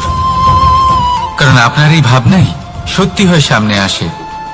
সেই জন্য এই ভাবনা, চিন্তা, মানসিকতাকে গুরুত্ব সহকারে দেখবেন। এই বিবেচনা নিয়ে বিবেচনা করতে শিখুন। আমার কথার অর্থ হলো যে জীবনে যখন এরকম কিছু একটা ঘটবে তখন ভেবে দেখুন যে এরকম কেন হলো। আপনি কি এমন কোনো কর্ম করেছিলেন যার কর্মফল এটা? এমন কোনো কাজ যা অনুচিত ছিল, অসত্য ছিল, যা অভদ্রতার কারণ ছিল? ভেবে দেখা প্রয়োজন। দেখুন, ইচ্ছে হলো আপনার যে আপনি কি করতে চান। ভাবনা আপনার, সত্য আপনার, জীবন আপনার, সিদ্ধান্ত আপনার। আসুন আর আমার সাথে ভালোবেসে বলুন, রাধা রাধা।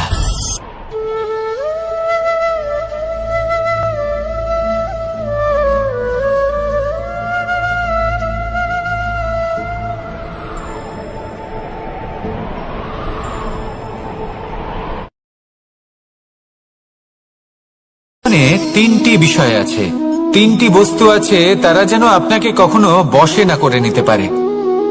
প্রথম হলো ধন। ধন যতক্ষণ আপনি ব্যবহার করতে থাকেন, যতক্ষণ তা আপনার কাজে আসছে, ততক্ষণ ঠিক আছে, এই ধন আপনার কাছে অমৃত। কিন্তু যখন এই ধন আপনাকে ব্যবহার করতে শুরু করে, বুঝে যাবেন যে আপনার পতনের সময় শুরু হয়েছে। দ্বিতীয় বিষয়, ফেলে আসা অতীত। যাই করুন, আপনি অতীত পাল্টাতে পারবেন না, আর এই সত্যিটা আপনিও জানেন। কিন্তু তাও এর বশবর্তী আমরা হয়ে পড়ি। আর যখন তাই হয়, তখন এই সংসারে আমরা যেখানেই যাই না কেন, যত বড়ই সুখ লাভ করি না কেন, সেই সব আমাদের কাছে তিক্ত বলে মনে হয়। তৃতীয় বিষয়, আপনার আশেপাশের মানুষ ভিন্ন ভিন্ন ধরনের মানুষ হয়, যাদের চিন্তা ভাবনা এবং দৃষ্টিভঙ্গি ভিন্ন ভিন্ন প্রকারের। যদি এদের বশবর্তী আপনি হয়ে পড়েন, তাহলে কেউ বলবে এটা করো, এটা ভালো। কেউ বলবে এটা করো না, ওটা করো, ওটা ভালো কাজ। কেউ বলবে এই দুটোই করো না, অন্য কিছু করো। এই কথাগুলিতে আপনি এতটাই জড়িয়ে পড়বেন যে আপনি লক্ষ্যভ্রষ্ট হয়ে পড়বেন। তাই এই তিন বিষয় থেকে সাবধানে থাকবেন। যদি কোনো কিছু বশ করতে হয়, তাহলে আপনাকে বশ করতে হবে আপনার আজকে, নিজের বর্তমানকে। এটা খুব প্রয়োজনীয়। এটা ভাববেন যে এই সময়ের সদ্ব্যবহার আমি কিভাবে করব, সময়কে শাসন কিভাবে করব, ওই কর্ম কিভাবে করব যাতে ভবিষ্যতে কখনো আমার আফসোস না হয়, বরং এই সংসার আমাকে নিয়ে গর্ব করবে, সেই কর্ম করুন। আর যখন আপনি এটা শিখে নেবেন, তখন আপনি নিজেই নিজেকে প্রকৃত অর্থে ভাগ্যশালী করে তুলবেন।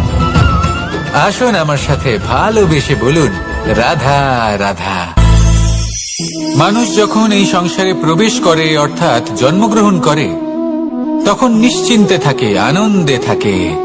কিন্তু যেইমাত্র তার মধ্যে বোধশক্তি আসে, তখন সে চিন্তা করতে শুরু করে। চিন্তা ভবিষ্যতের, সেই সমস্ত বিষয় নিয়ে চিন্তা করে যা ওর হাতে নেই। তারপর বড় হয়, বিবাহ সম্পন্ন হয়, গৃহস্থ জীবন যাপন করে, তারপর আবার চিন্তায় মগ্ন হয়ে যায়। ভাবে এই যে আমার পরিবার, আমি কি ঠিকমতো তার খেয়াল রাখতে পারছি? কাল যখন আমি এই সংসার থেকে চলে যাব, তখন আমার এই পরিবারের দেখাশোনা কে করবে? শেষ পর্যন্ত এই পরিবার তো আমারই উত্তরদায়িত্ব। যাক, আপনাকে একটা প্রশ্ন করি। এই সংসারে আসার পূর্বে আপনি কি এই প্রশ্ন করেছিলেন, এটা ভেবেছিলেন যে আমাকে ছাড়া এই সংসার কিভাবে চলবে? করেননি, তাই তো? তাই আপনার এটা নিয়ে দুশ্চিন্তা করার প্রয়োজন নেই যে আপনি যখন এই সংসার ত্যাগ করে চলে যাবেন তখন কি হবে। আপনি যখন ছিলেন না তখনও এই সংসার চলছিল, আপনি যখন এই সংসার ত্যাগ করবেন তখনও এই সংসার চলতে থাকবে। যদি কোনো বিষয়ের প্রভাব থাকে, তা হলো আপনার আজকের তথা বর্তমানের কর্ম। অর্থাৎ আজ আপনি কি করছেন, কার জন্য মঙ্গল করছেন, কাকে প্রেরণা দিচ্ছেন, কাকে সাহায্য করছেন, কোন উদাহরণ প্রস্তুত করছেন। আপনি এই সংসারে যে ছবি অঙ্কন করবেন, সংসার সেটাই মনে রাখবে। তাহলে শুধু সৎকর্ম করুন, মঙ্গল করতে থাকুন, আর আমার সাথে ভালোবেসে বলুন, রাধা রাধা। আমরা চাই বা না চাই, আমরা সবসময় নয় কোনো না কোনো লক্ষ্যের দিকে এগিয়ে চলেছি বা কোনো না কোনো যুদ্ধ করেই চলেছি। যেমন যে যুদ্ধ মনের মধ্যে চলছে সেগুলো হলো অন্তর্মনের যুদ্ধ, যেমন পরিবার প্রতিপালনের যুদ্ধ, কর্তব্য পালনের যুদ্ধ, কোনো প্রিয়জনকে না হারানোর যুদ্ধ।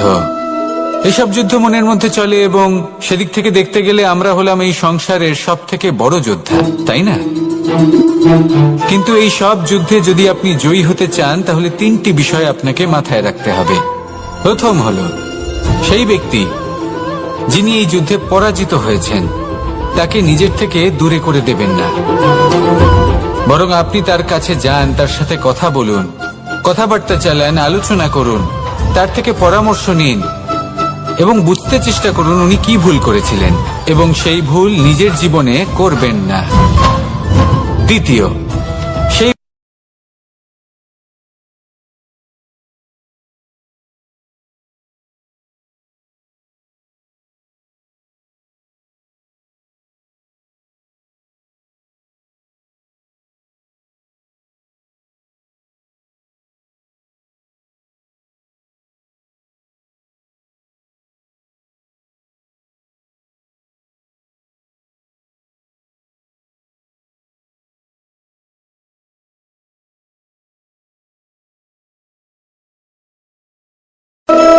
আমাদের সহযাত্রী যার সাথে আমরা এই যাত্রাপথ সুনিশ্চিত করি, এটা খুব গুরুত্বপূর্ণ।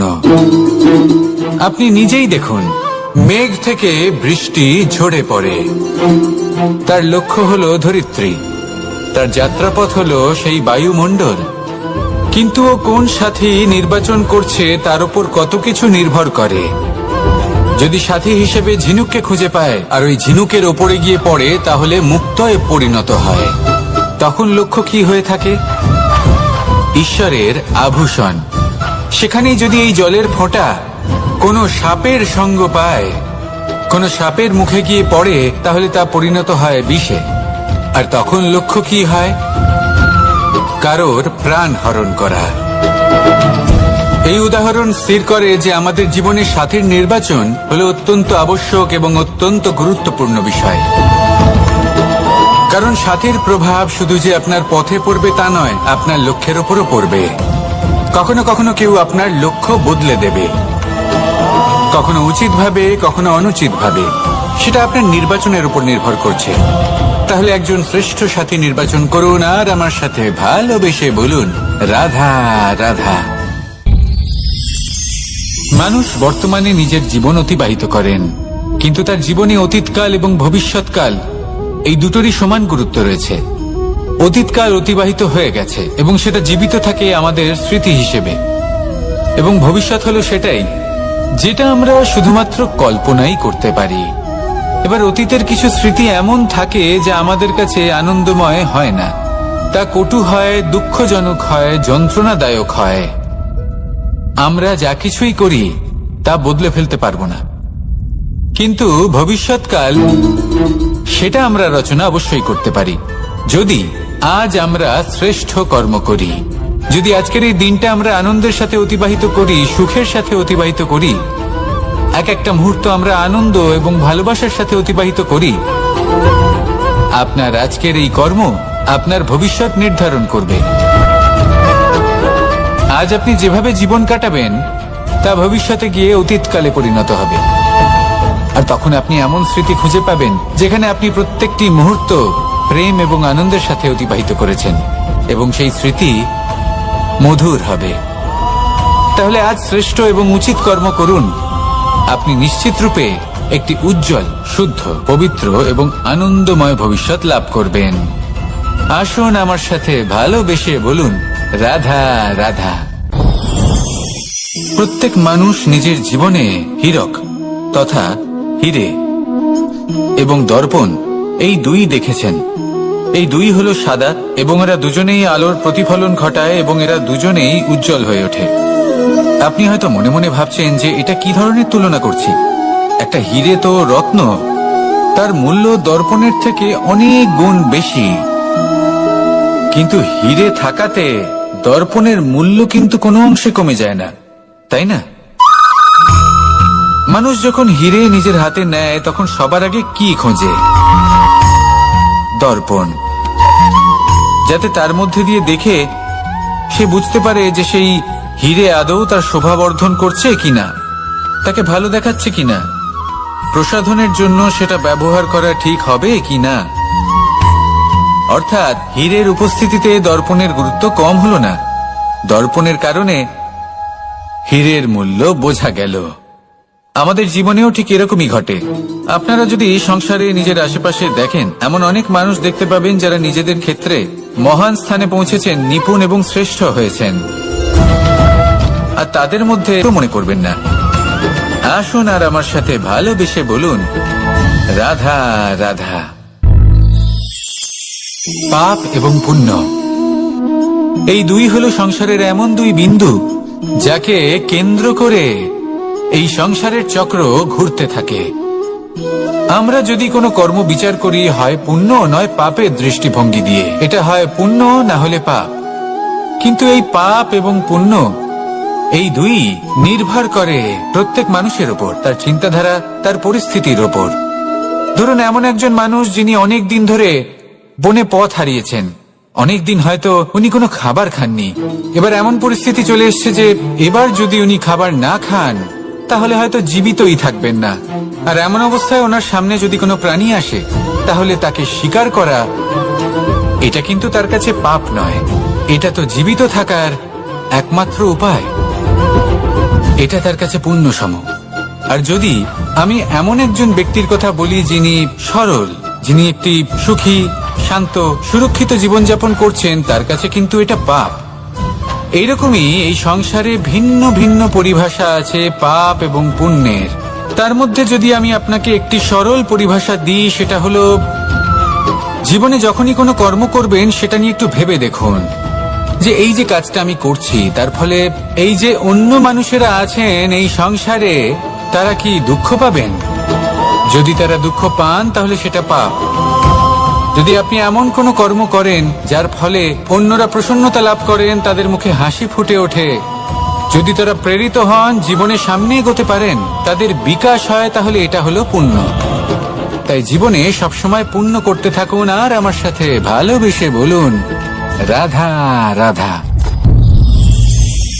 তালা অনেক পুরনো একটা আবিষ্কার।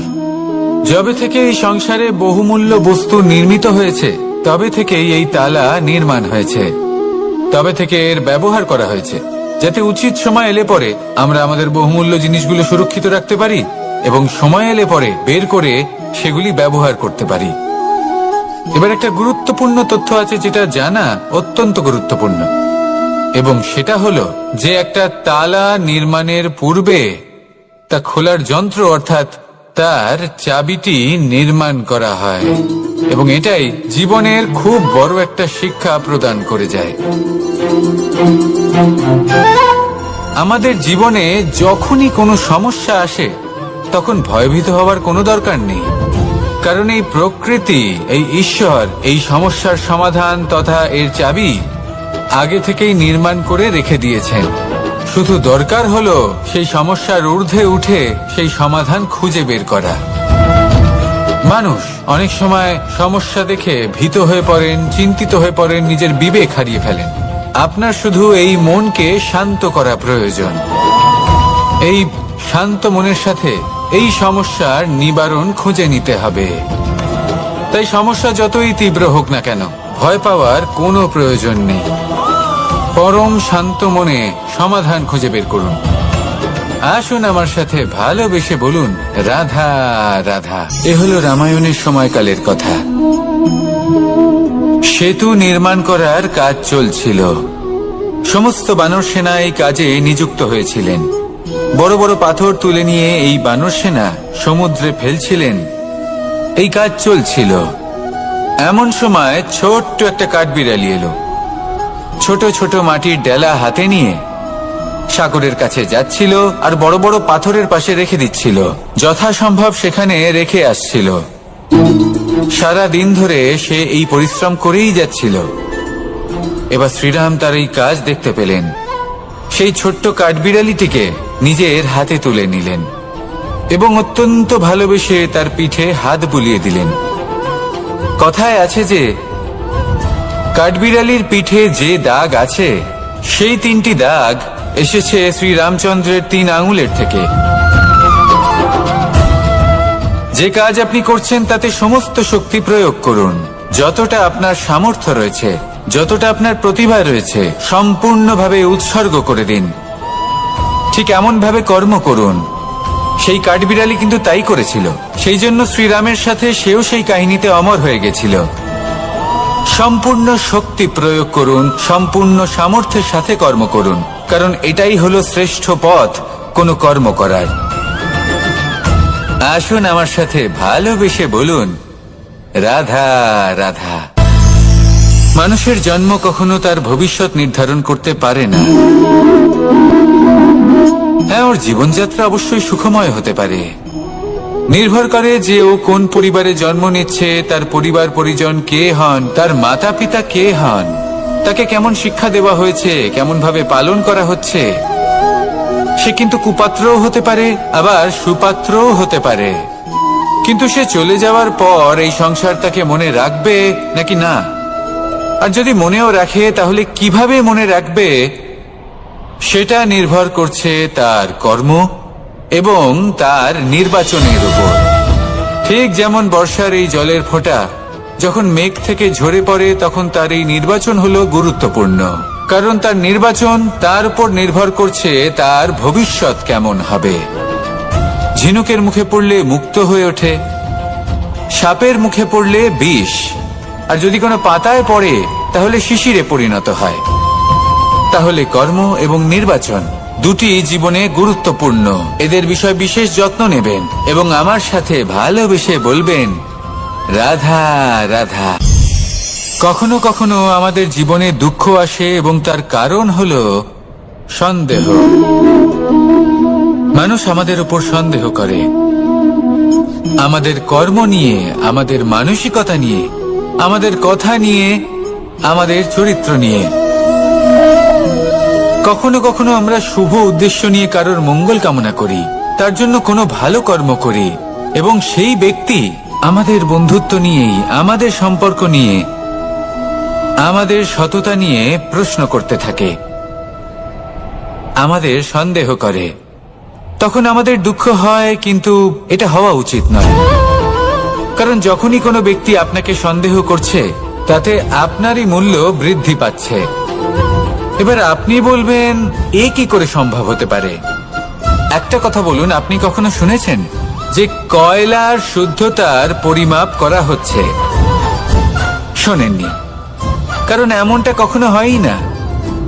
শুদ্ধতার পরখ শুধুমাত্র সোনার ক্ষেত্রে করা হয়। শুধুই তার শুদ্ধতা নিয়ে সন্দেহ প্রকাশ করা হয়। এই সোনাকে পরখ করা হয়, আর যখন এই সোনা এই পরীক্ষায় উত্তীর্ণ হয়, তখন সেই সোনা কতটা মূল্যবান সেটা সংসার জানতে পারে। সেই রকমই এই সংসার আপনাকেও পরখ করবে। যখন আপনি এই পরীক্ষায় উত্তীর্ণ হবেন, তখন আপনার মূল্য কতটা অধিক সেটা এই সংসারও জানতে পারবে। সেই জন্য যখনই কেউ আপনার উপর সন্দেহ করবে, দুঃখ পাবেন না। শুধু এই কথাটার খেয়াল রাখবেন, আপনি কি উচিত পথে চলেছেন, উচিত কর্ম করছেন। সকলের প্রতি আপনার মনে যেন সদ্ভাবনা থাকে। এবং হ্যাঁ, আপনি যেন আমার সাথে ভালোবেসে বলেন, রাধা রাধা। আমরা সবাই সূর্যকে সম্মান করি, ওনাকে শ্রদ্ধা করি, ওনাকে পুজো করি। এই সূর্য আমাদের শক্তি প্রদান করেন, প্রকাশ প্রদান করেন। কখনো কখনো উষ্ণতা এতটাই বাড়িয়ে তোলেন, এতটাই তপ্ত করে তোলেন, আমাদের একথা মনে হয় যে আমাদের এই শরীর জ্বলে যাচ্ছে। তখনও আমরা বিরোধিতা করি না, তাকে কটু কথা শোনাই না। আমরা সসম্মানে তা গ্রহণ করি। কেন কেন করি? কারণ আমরা জানি যে সন্ধেবেলা যখন সূর্যাস্ত হবে, তখন শুধুমাত্র অন্ধকার বাকি থাকবে। ঠিক কিছুটা এরকমই হয় আমাদের মাতা পিতাও, যিনি আমাদের জন্ম দেন, আমাদের ভরণ পোষণ করেন, আমাদের বড় করেন, আমাদের প্রেম প্রদান করেন। কখনো কখনো তাদের মুখ থেকে কটু কথা নিঃসৃত হয়, আমাদের দুঃখ হয়, কিন্তু তখন আমাদের এটা বোঝা উচিত এগুলি নিঃসৃত হচ্ছে আমাদেরই মঙ্গলের জন্য। যেমন সূর্যদেব, উনিও উত্তাপ দিয়ে থাকেন আমাদেরই মঙ্গলের জন্য, যাতে ফসল পাকতে পারে, যাতে জল বাষ্প হয়ে মেঘ হতে পারে, বৃষ্টি হতে পারে, আর এই সংসারে নিরন্তর জলের প্রবাহ থাকে। আমাদের মাতা পিতা, তাদের কঠোর আচরণ, তাদের কঠোর অনুশাসনের পেছনে লুকিয়ে থাকে ওনাদের ভালোবাসা। আমাদের তা বুঝতে হবে, সসম্মানে ওনাদের গ্রহণ করতে হবে। কারণ ঠিক সূর্যাস্তের পরে যেমন চতুর্দিক অন্ধকারচ্ছন্ন হয়ে যায়, তেমনি আমাদের জীবন থেকে যখন আমাদের মাতা পিতা চলে যায়, তখন আমাদের জীবনেও শুধু এবং শুধুমাত্র অন্ধকারই ছেয়ে থাকে। সেই জন্য নিজের মাতা পিতাকে সম্মান করুন, ওনাদের ভালোবাসা প্রদান করুন। এই মন আর এই জীবন প্রসন্ন হয়ে বলবে, রাধা রাধা। শিশিরের বিন্দু পাতার ওপর পড়ে আর তার গায়ে লেগে থাকে। পাতা তাকে শুষে নিতে পারে না, আর শেষ পর্যন্ত সে ঝরে পড়ে যায়। অন্যদিকে রয়েছে মেঘ এবং চাতক। এদের মধ্যে অনেক দূরত্ব থাকে। মেঘ থাকে আকাশে আর চাতক থাকে ধরিত্রীতে। কিন্তু যখন এই মেঘ থেকে বৃষ্টি ঝরে পড়ে, এই চাতক কিন্তু সেই জলই পান করে, নয়তো সে তৃষ্ণার্ত থেকে যায়। এবার অন্যদিকে দেখলাম শিশির বিন্দু আর পাতার এই সম্পর্ক। এরা খুব কাছাকাছি থাকে, ঘনিষ্ঠও থাকে। অন্যদিকে রয়েছে মেঘ এবং চাতকের সম্পর্ক, যাদের মধ্যে অনেক দূরত্ব থাকা সত্ত্বেও তারা খুব ঘনিষ্ঠ, তাই না? এই সারমর্ম খুব সরল। এই নৈকট্য, এই দূরত্ব, তা আপনার সম্পর্কে প্রভাব কিছুতেই ফেলতে পারে না। এই নৈকট্য, এই দূরত্ব, এইসব হলো শুধুমাত্র মনের ব্যাপার। কখনো আপনি অনুভব করেছেন আপনি কারোর থেকে অনেক অনেক দূরে আছেন, অনেক দূরে আছেন, তাও সেই ব্যক্তির প্রতি আপনি টান অনুভব করেন? সেখানে আপনি কারোর সাথে প্রত্যেক দিন অতিবাহিত করেন, সমস্ত জীবন অতিবাহিত করেন, সব থেকে বেশি সময় তার সাথে অতিবাহিত করেন, তাও তার প্রতি সেই টান অনুভব করেন না। এই সংকেত হলো মনের দূরত্বের। তাহলে মনের এই দূরত্ব দূর করুন আর আমার সাথে ভালোবেসে বলুন, রাধা রাধা। পাখি কখন জন্ম নেয়, কখন উড়তে শেখে, কখন বাসা বানাতে শেখে, কখন নিজের মৃত্যু লাভ করে, এসব আমাদের মধ্যে কেউ জানি না। কিন্তু পাখি একটা কথা খুব ভালো করে জানে, যে এই সংসারে ও যা কিছুই করুক না কেন, এই সংসারের ওকে নিয়ে কিচ্ছু যায় আসে না। এবার আমরা কি করি? কোনো কাজ করার আগে আমরা এটা ভাবি যে এই সংসার যদি আমাকে দেখে ফেলে, তাহলে কে জানে এই সংসার কি ভাববে, আমার প্রতিচ্ছবি কেমন তৈরি হবে কে জানে, কে জানে কি হবে আদি ইত্যাদি। এই সব ভাবনায় আমরা মগ্ন হয়ে যাই। কিছুটা এমন ভাবে মগ্ন হই যে বর্তমানের কর্মের এই জীবনের যাত্রাপথে সেই সময়ের আনন্দ উপভোগ করতে ভুলে যাই। এবার দেখুন একটা পাখি কি করে। ওর কর্ম হলো গান গেয়ে চলা। ওই পাখি গেয়ে চলে, কেউ ওর গান শুনুক বা না শুনুক, কেউ আদৌ শুনছে কিনা সেই বিষয়টা নিয়ে সেই পাখির কিছুই যায় আসে না। সেই পাখি নিজের কর্ম করতে থাকে। হয়তো সেই জন্যই আপনি কখনো কোনো পাখিকে কাঁদতে দেখবেন না। এরকমই আপনাকে নিজেকে গড়ে তুলতে হবে। প্রথমে নিজেকে জিজ্ঞেস করুন, এই যে কর্ম আমি করতে চলেছি সেটা কি উচিত? যদি আপনার মনে হয় সেটা উচিত, তাহলে সেটা প্রমাণ করুন। এটা ভাববেন না যে এই সংসার কি ভাববে। আসুন আর আমার সাথে ভালোবেসে বলুন, রাধা রাধা। আজ আমি আপনাকে একটা ছোট্ট কাহিনী শোনাবো। এটা কোনো এক সময়ের কথা। দুজন বোন জাঁতাকলে গম পেশাই করছিলেন, আর ওনাদের মধ্যে যিনি ছোট ছিলেন তিনি সময় সময় সেখান থেকে ছোট ছোট দানা তুলে খাচ্ছিলেন এবং বিষয়টা উপভোগ করছিলেন। এবার দেখতে দেখতে গম পেশাই সমাপ্ত হলো। এবার পেশাই করা গম নিয়ে সেই দুজন বোন বাড়ি ফিরে আসছিলেন, এবং তাদের ফেরার পথে হঠাৎ করে কোথাও থেকে একটি বাছুর চলে এলো। এই দুই বোন ভয়ভীত হয়ে গেলেন, আর তাদের হাত থেকে সেই আটা পড়ে গেল, মাটিতে মিশে গেল। এবার এই পুরো ঘটনাক্রমে যদি কারোর বিন্দুমাত্র লাভ হয়ে থাকে, বিন্দুমাত্র আনন্দ পেয়ে থাকে, তাহলে সে কে? সেই ছোট বোন, যিনি মাঝে মাঝেই গমের দানা তুলছিলেন এবং খাচ্ছিলেন, কিছুটা হলেও উনি আনন্দ লাভ করেছিলেন। এবার এরকমই হলো আমাদের জীবনে ভক্তি এবং ভালোবাসা সংক্রান্ত বিষয়ে। মানুষ নিজের জীবনের দৈনিক কাজে এতটাই ব্যস্ত হয়ে পড়েন, প্রত্যেকদিন শুধু কাজ কাজ কাজ কাজ করতে থাকেন, আর তাতে ভক্তি এবং ভালোবাসার জন্য সময় বার করতেই পারেন না। দেখুন, জীবনে ভক্তি আর প্রেমের এই যে ছোট ছোট মুহূর্ত আছে, এগুলো যদি আপনি যাপন করতে পারেন তাহলে তাতেই আপনি তৃপ্তি লাভ করবেন। বাকি সবই আপনার ব্যর্থ বলেই মনে হবে। জীবনে যখনই আপনি কোনো কাজ করবেন, ঈশ্বরের প্রতি সমর্পিত হয়ে সেই কাজ করুন। আর যখনই সময় পাবেন, তাহলে সেই সময় নিজের আপনজনদের দিন। যাদের আপনি ভালোবাসেন তাদের প্রতি যত্নবান হন, তাদের শুভাকাঙ্ক্ষী হন। এই প্রেম আর ভক্তির ছোট ছোট মুহূর্তগুলো আপনার জীবনকে চরিতার্থ করে তুলবে। আসুন আমার সাথে ভালোবেসে বলুন, রাধা রাধা। জীবনে তিনটি বিষয় আছে, তিনটি বস্তু আছে, তারা যেন আপনাকে কখনো বশে না করে নিতে পারে। প্রথম হলো ধন। ধন যতক্ষণ আপনি ব্যবহার করতে থাকেন, যতক্ষণ তা আপনার কাজে আসছে, ততক্ষণ ঠিক আছে, এই ধন আপনার কাছে অমৃত। কিন্তু যখন এই ধন আপনাকে ব্যবহার করতে শুরু করে, বুঝে যাবেন যে আপনার পতনের সময় শুরু হয়েছে।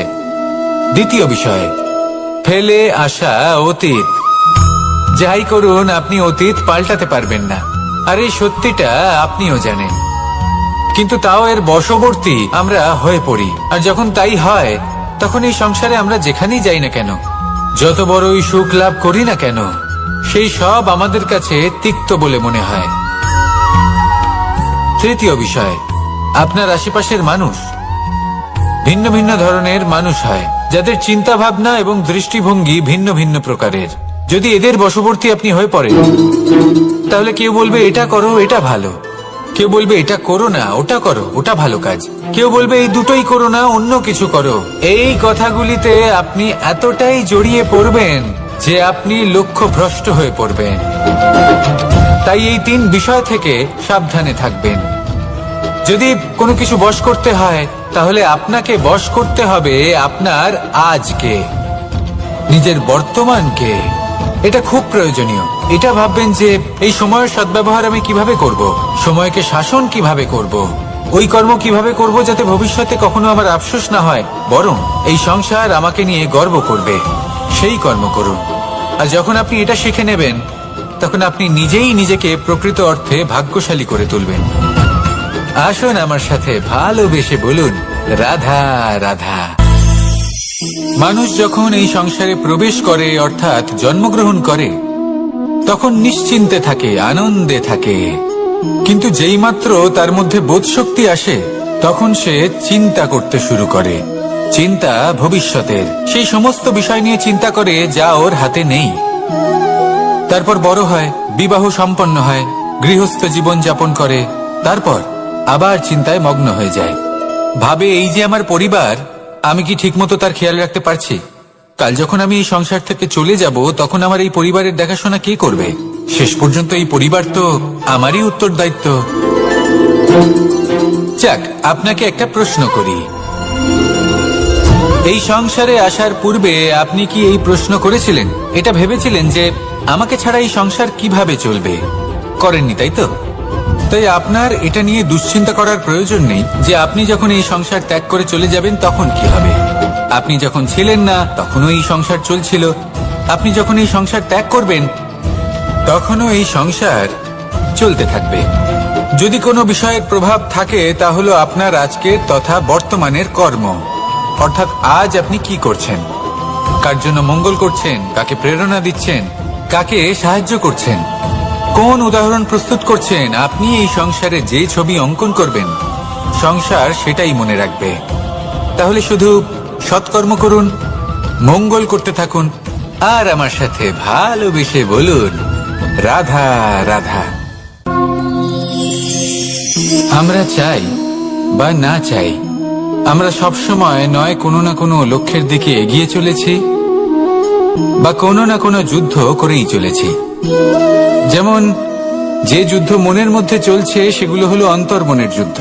যেমন পরিবার প্রতিপালনের যুদ্ধ, কর্তব্য পালনের যুদ্ধ, কোনো প্রিয়জনকে না হারানোর যুদ্ধ। এসব যুদ্ধ মনের মধ্যে চলে এবং সেদিক থেকে দেখতে গেলে আমরা হলাম এই সংসারের সব থেকে বড় যোদ্ধা, তাই না? কিন্তু এই সব যুদ্ধে যদি আপনি জয়ী হতে চান তাহলে তিনটি বিষয় আপনাকে মাথায় রাখতে হবে। প্রথম হলো সেই ব্যক্তি যিনি এই যুদ্ধে পরাজিত হয়েছেন তাকে নিজের থেকে দূরে করে দেবেন না, বরং আপনি তার কাছে যান, তার সাথে কথা বলুন, কথাবার্তা চালান, আলোচনা করুন, তার থেকে পরামর্শ নিন এবং বুঝতে চেষ্টা করুন উনি কি ভুল করেছিলেন এবং সেই ভুল নিজের জীবনে করবেন না। দ্বিতীয়, সেই ব্যক্তি নিন যে আপনি সাফল্যের পথে অগ্রসর হয়ে চলেছেন। আসুন আমার সাথে ভালোবেসে বলুন, রাধা রাধা। মানুষের জীবন হলো তার যাত্রা এবং প্রত্যেকের জীবনযাত্রার লক্ষ্য হলো আলাদা। এবার মনের মধ্যে এই প্রশ্ন জাগতেই পারে যে এই জীবনের লক্ষ্যটা গুরুত্বপূর্ণ নাকি যাত্রাটা, এবং এই ভাবনায় আমরা কোথাও না কোথাও সব থেকে গুরুত্বপূর্ণ বিষয়ে ভুলে যাই যে সব থেকে গুরুত্বপূর্ণ ব্যক্তিত্ব হলো আমাদের সাথী, আমাদের সহযাত্রী, যার সাথে আমরা এই যাত্রাপথ সুনিশ্চিত করি। এটা খুব গুরুত্বপূর্ণ। আপনি নিজেই দেখুন, মেঘ থেকে বৃষ্টি ঝরে পড়ে, তার লক্ষ্য হলো ধরিত্রী, তার যাত্রাপথ হলো সেই বায়ুমণ্ডল। কিন্তু ও কোন সাথী নির্বাচন করছে তার উপর কত কিছু নির্ভর করে। যদি সাথী হিসেবে ঝিনুককে খুঁজে পায় আর ওই ঝিনুকের ওপরে গিয়ে পড়ে তাহলে মুক্তয়ে পরিণত হয়। তখন লক্ষ্য কি হয়ে থাকে? ঈশ্বরের আভূষণ। সেখানেই যদি এই জলের ফোঁটা কোনো সাপের সঙ্গ পায়, কোনো সাপের মুখে গিয়ে পড়ে, তাহলে তা পরিণত হয় বিষে। আর তখন লক্ষ্য কি হয়? কারোর প্রাণ হরণ করা। এই উদাহরণ স্থির করে যে আমাদের জীবনে সাথীর নির্বাচন হলো অত্যন্ত আবশ্যক এবং অত্যন্ত গুরুত্বপূর্ণ বিষয়। কারণ সাথীর প্রভাব শুধু যে আপনার পথে পড়বে তা নয়, আপনার লক্ষ্যের ওপরও পড়বে। কখনো কখনো কেউ আপনার লক্ষ্য বদলে দেবে, কখনো উচিতভাবে, কখনো অনুচিতভাবে। সেটা আপনার নির্বাচনের উপর নির্ভর করছে। তাহলে একজন শ্রেষ্ঠ সাথী নির্বাচন করুন আর আমার সাথে ভালোবেসে বলুন, রাধা রাধা। মানুষ বর্তমানে নিজের জীবন অতিবাহিত করেন, কিন্তু তার জীবনে অতীতকাল এবং ভবিষ্যৎকাল এই দুটোরই সমান গুরুত্ব রয়েছে। অতীতকাল অতিবাহিত হয়ে গেছে এবং সেটা জীবিত থাকে আমাদের স্মৃতি হিসেবে, এবং ভবিষ্যৎ হলো সেটাই যেটা আমরা শুধুমাত্র কল্পনাই করতে পারি। এবার অতীতের কিছু স্মৃতি এমন থাকে যা আমাদের কাছে আনন্দময় হয় না, তা কটু হয়, দুঃখজনক হয়, যন্ত্রণাদায়ক হয়। আমরা যা কিছুই করি তা বদলে ফেলতে পারবো না, কিন্তু ভবিষ্যৎকাল সেটা আমরা রচনা অবশ্যই করতে পারি যদি আজ আমরা শ্রেষ্ঠ কর্ম করি। যদি আজকের এই দিনটা আমরা আনন্দের সাথে অতিবাহিত করি, সুখের সাথে অতিবাহিত করি, এক একটা মুহূর্ত আমরা আনন্দ এবং ভালোবাসার সাথে অতিবাহিত করি, আপনার আজকের এই কর্ম আপনার ভবিষ্যৎ নির্ধারণ করবে। আজ আপনি যেভাবে জীবন কাটাবেন তা ভবিষ্যতে গিয়ে অতীতকালে পরিণত হবে। আর তখন আপনি এমন স্মৃতি খুঁজে পাবেন যেখানে আপনি প্রত্যেকটি মুহূর্ত প্রেম এবং আনন্দের সাথে অতিবাহিত করেছেন, এবং সেই স্মৃতি মধুর হবে। তাহলে আজ শ্রেষ্ঠ এবং উচিত কর্ম করুন। আপনি নিশ্চিত রূপে একটি উজ্জ্বল, শুদ্ধ, পবিত্র এবং আনন্দময় ভবিষ্যৎ লাভ করবেন। আসুন আমার সাথে ভালোবেসে বলুন, রাধা রাধা। প্রত্যেক মানুষ নিজের জীবনে হীরক তথা হিরে এবং দর্পণ এই দুই দেখেছেন। এই দুই হলো সাদা এবং এরা দুজনেই আলোর প্রতিফলন ঘটায় এবং এরা দুজনেই উজ্জ্বল হয়ে ওঠে। আপনি হয়তো মনে মনে ভাবছেন যে এটা কি ধরনের তুলনা করছি। একটা হিরে তো রত্ন, তার মূল্য দর্পণের থেকে অনেক গুণ বেশি। কিন্তু হিরে থাকাতে দর্পণের মূল্য কিন্তু কোনো অংশে কমে যায় না, তাই না? মানুষ যখন হিরে নিজের হাতে নেয় তখন সবার আগে কি খোঁজে? দর্পণ, যাতে তার মধ্যে দিয়ে দেখে সে বুঝতে পারে যে সেই হিরে আদৌ তার শোভা বর্ধন করছে কিনা। তাকে ভালো দেখাচ্ছে কিনা, প্রসাধনের জন্য সেটা ব্যবহার করা ঠিক হবে কিনা। অর্থাৎ হীরের উপস্থিতিতে দর্পণের গুরুত্ব কম হলো না, দর্পণের কারণে হীরের মূল্য বোঝা গেল। আমাদের জীবনেও ঠিক এরকমই ঘটে।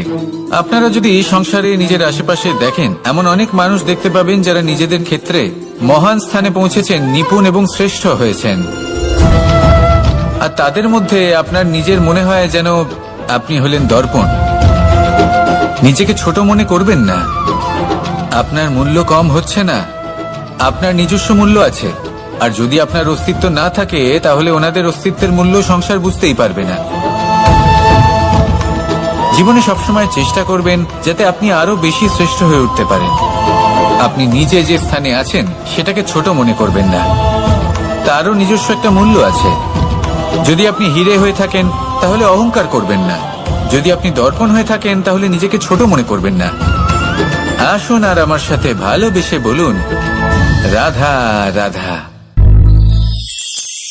পাপ এবং পুণ্য, এই দুই হলো সংসারের এমন দুই বিন্দু যাকে কেন্দ্র করে এই সংসারের চক্র ঘুরতে থাকে।